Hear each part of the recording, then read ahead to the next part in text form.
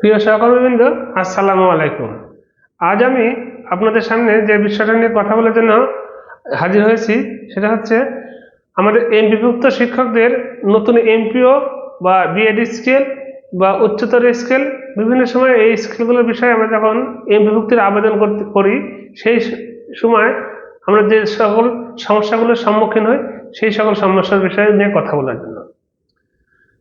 একটা বিষয় কি যে আমরা এমপিভুক্ত শিক্ষক বা কর্মচারী যারাই আছি না কেন, অর্থাৎ এমপিভুক্ত পেশায় আমরা যারা কর্মরত আছি, আমাদের আসলে সমস্যার শেষ নাই।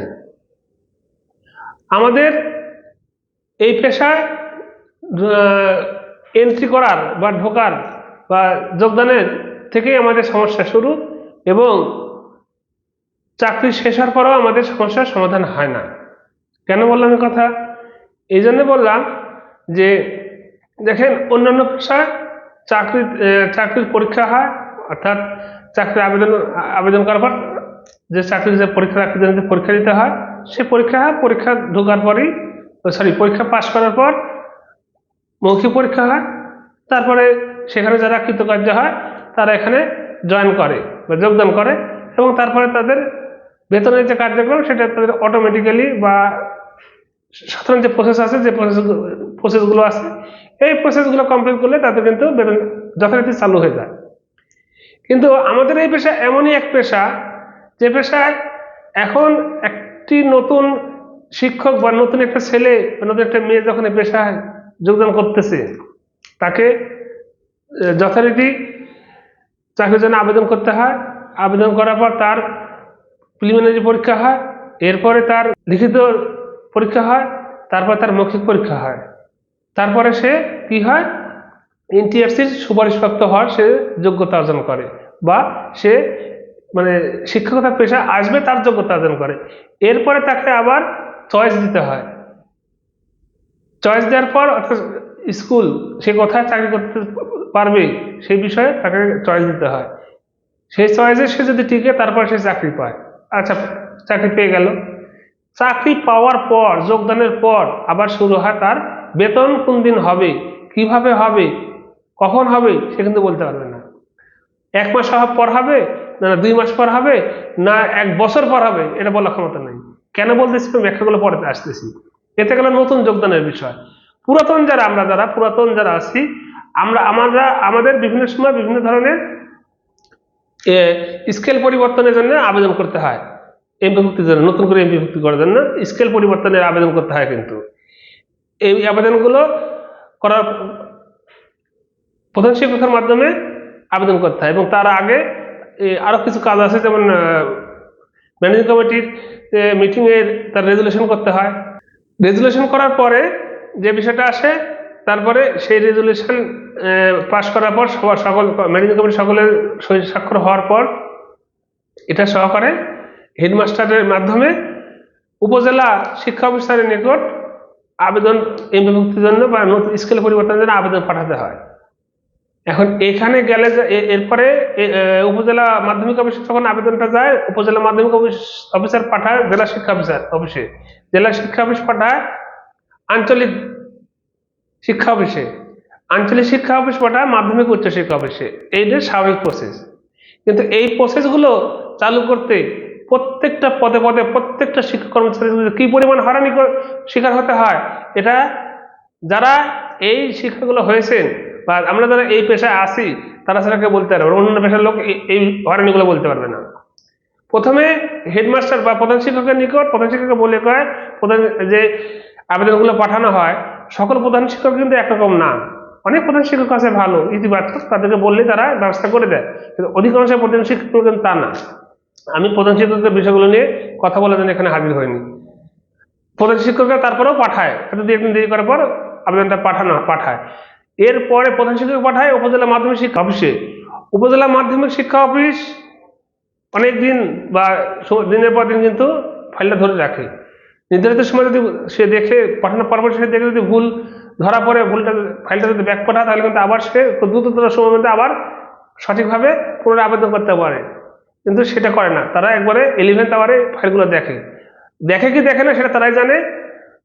কোনো কারণ ছাড়া, অনেকের কারণ থাকে, অনেকের কোনো কারণ ছাড়া একেবারে অন্যায়ভাবে, অন্যায্যভাবে এই করে কি উপজেলা মাধ্যমিক, অধিকাংশ ক্ষেত্রে উপজেলা মাধ্যমিক শিক্ষা অফিসাররা যেটা করে, কোনো কারণ ছাড়া ইনসাফিসিয়েন্ট পেপার একটা কমেন্ট করে ফাইল রিজেক্ট করে দেয়।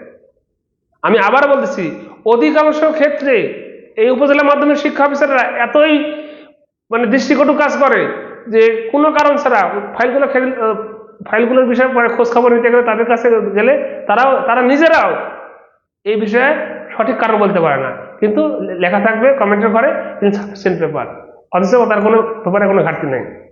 আমি আমার নিজের ব্যক্তিগত অভিজ্ঞতার কথা বলি। আমার প্রতিষ্ঠানে দুজন শিক্ষক গত মাসে এই উচ্চতর স্কুলের জন্য আবেদন করছিল, দুজনেরই ইনসাফিসিয়েন্ট পেপার বলে ব্যাক করে পাঠিয়ে দিয়েছে। এর মধ্যে একজন শিক্ষক আছে, তার অবসর সময় হয়ে গেছে, সে এই জানুয়ারির শেষ দিনে অবসরে যাবেন।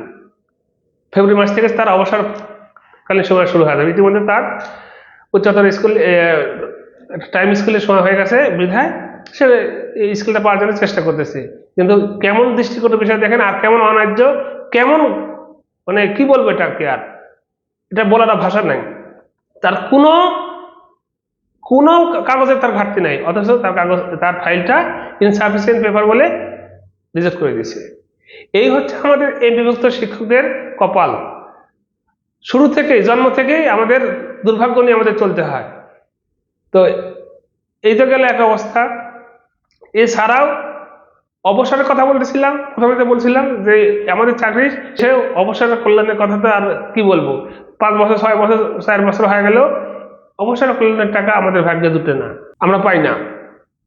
তো কিন্তু অথচ দেখেন, এই টাকাগুলো কিন্তু আমাদের নিজের রক্ত ঘাম মেশানো টাকা, এই টাকাগুলো তারা কেটে রাখে, অথচ সেই টাকাগুলো সময় মতো তারা চাকরি প্রসেস হতে, এটা পেপারতে প্রসেসে সময় লাগে, ঠিক আছে, এটা 2 মাস লাগতে পারে, 4 মাস লাগবে, 6 মাস না লাগলো, কিন্তু বছরের পর বছর 2 4 6 বছর তো সময় লাগার কথা না।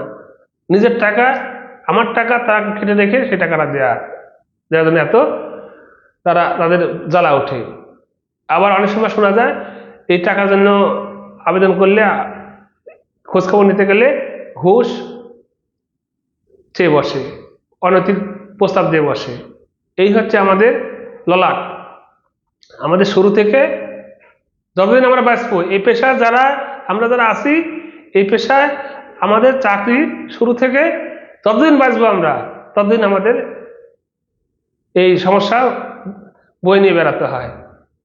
তাই আমি সকলের উদ্দেশ্যে বলবো, সকলে এই বিষয়ে সজাগ হন। এই যে উপজেলা মাধ্যমিক, বিশেষ করে উপজেলা মাধ্যমিক শিক্ষা অফিসাররা যেভাবে হয়রানি করে, উপজেলা মাধ্যমিক শিক্ষা অফিসার গেল, এরপরে আবার আসে কিন্তু জেলা শিক্ষা অফিস, ওখানেও এই একই সেম অবস্থা, কোনো কারণ ছাড়া ফাইল রিজেক্ট করে দেয়, কোনো কারণ ছাড়া ফাইল রিজেক্ট করে দেয়। পরে খোঁজ খবর নিতে গেলে সঠিক কারণ বলতে পারে না।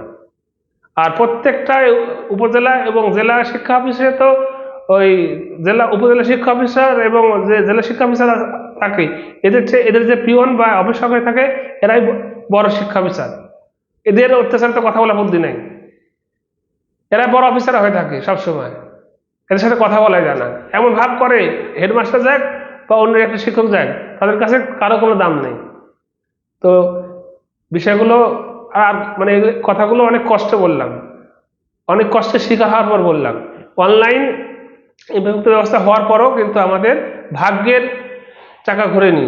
ভাগ্যের চাকা এখন আরো পদে পদে আরো নতুন নতুন আইটেম বের হচ্ছে আমাদের হয়রানি করার জন্য।